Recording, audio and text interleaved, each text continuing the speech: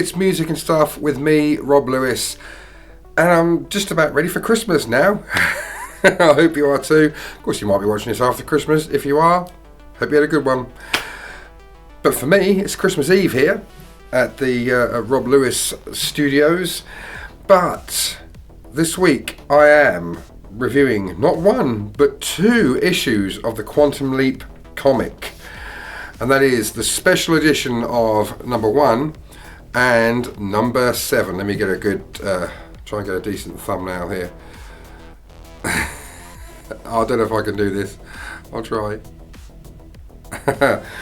So, let me just talk about issue number 1 first. It's a special edition. So I have already reviewed this, as you will be aware if you've been following this channel.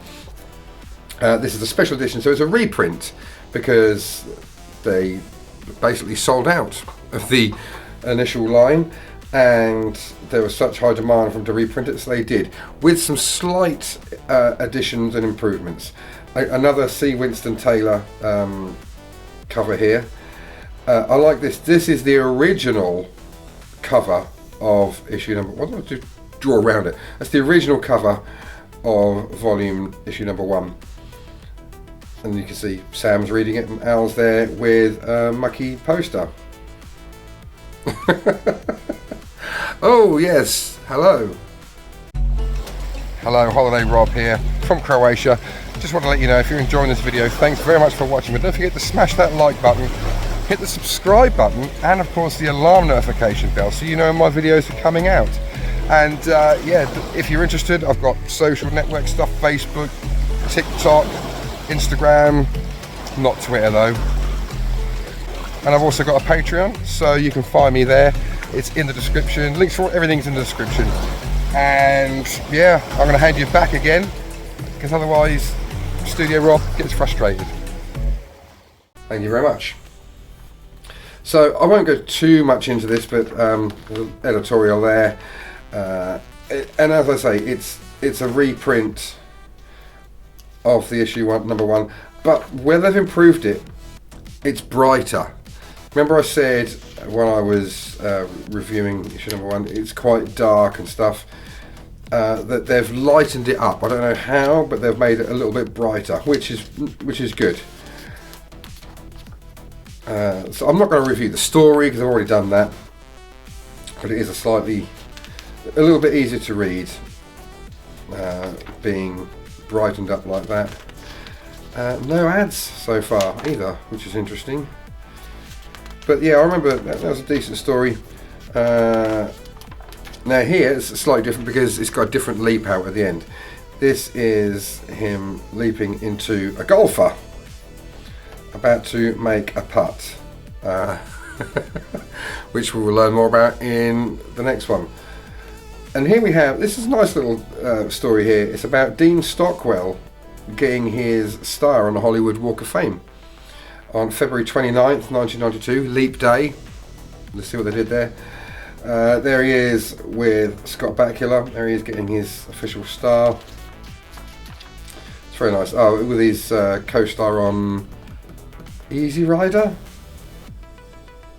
Was it Easy Rider they did together?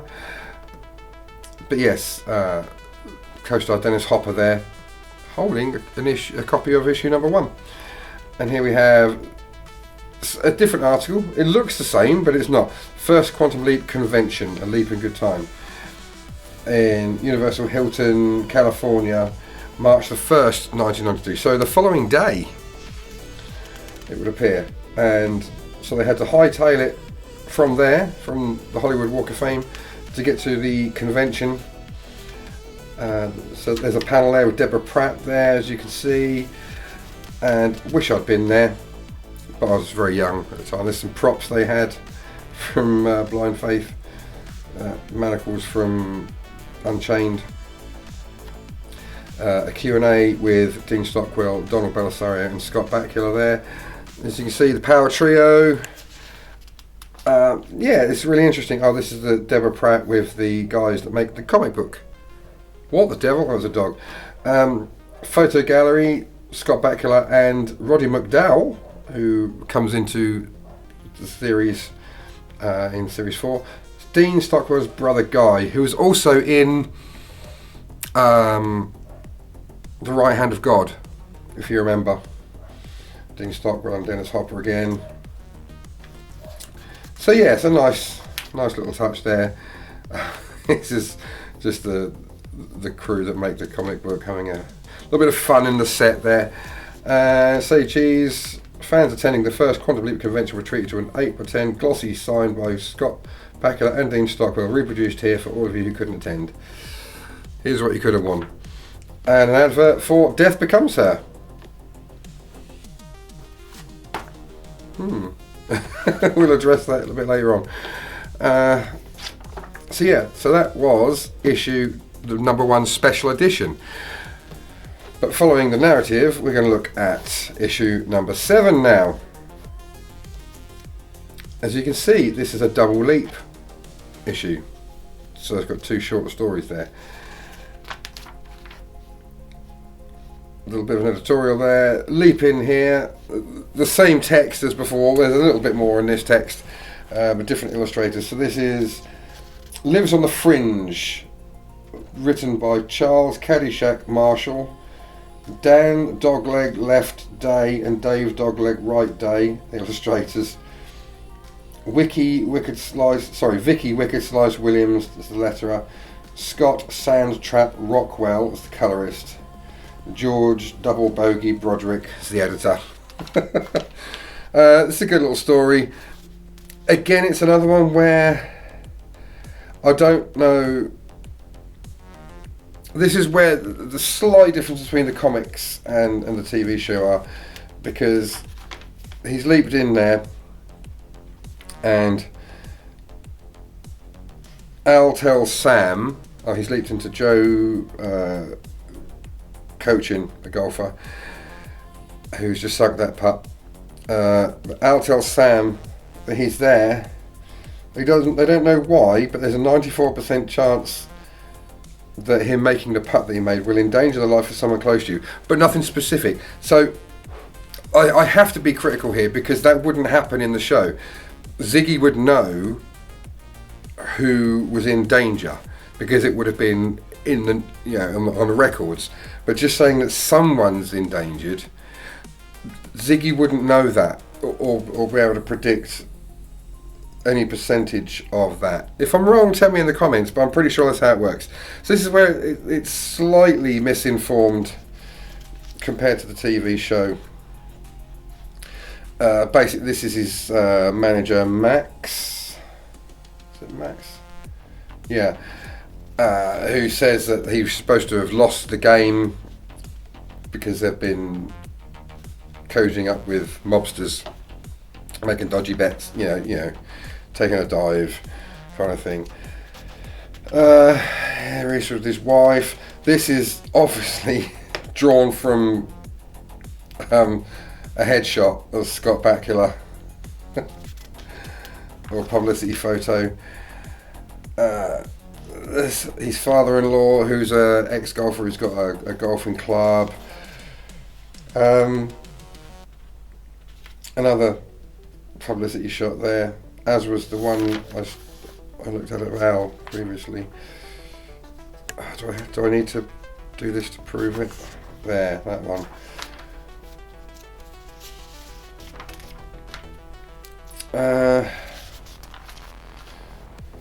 So Sam's father-in-law tells him he wants to have a match against him because he's better than him.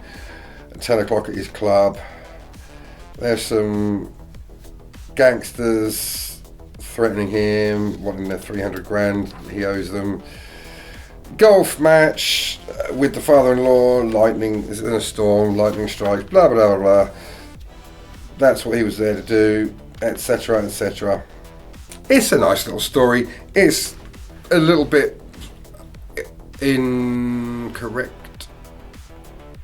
Yeah, can't think of a better word. But it's alright, it's fun. Oh, Lost in Space comic advert there. Then we get the second story, Sarah's Got a Gun, written by Ted Slampyak. Ted Slampyak. Drawn by artist Howard Cobb, lettered by Vicky Williams, coloured by Scott Rockwell, and edited by George Broderick Jr. So he's a school bus driver who notices a bruise on a little girl, tells the principal, who gets the dad involved, and yada yada yada. It's Christmas, want to go home. And yeah, Al tells him that the girl's going to kill Sam the next day. It's a decent enough story. Now this doesn't really go anywhere. I'm guessing this is someone that an American audience will recognise. I don't recognise them. So tell us why we're down here, Jack. I'm trying to find inspiration for a new character for the show. Art. One that can go with that sewer worker you came up with. So I'm guessing there's some comedy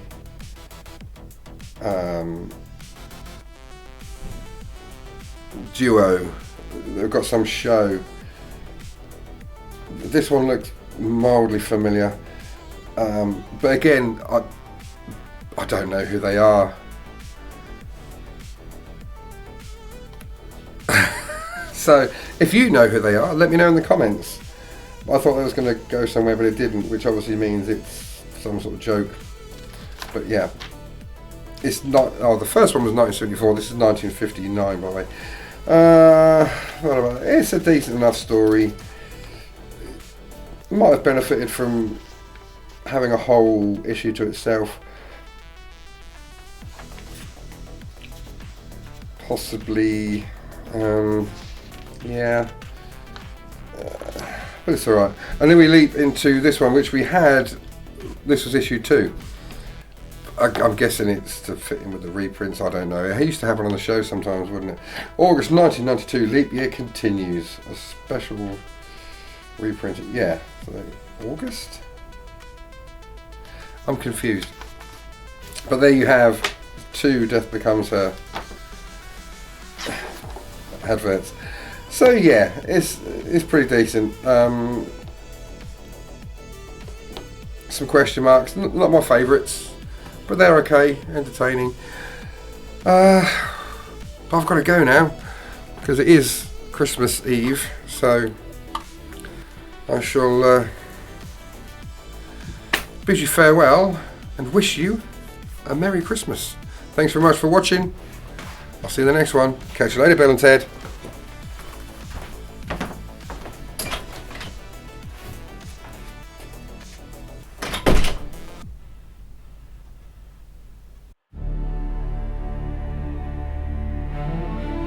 Don't forget to like and subscribe for more.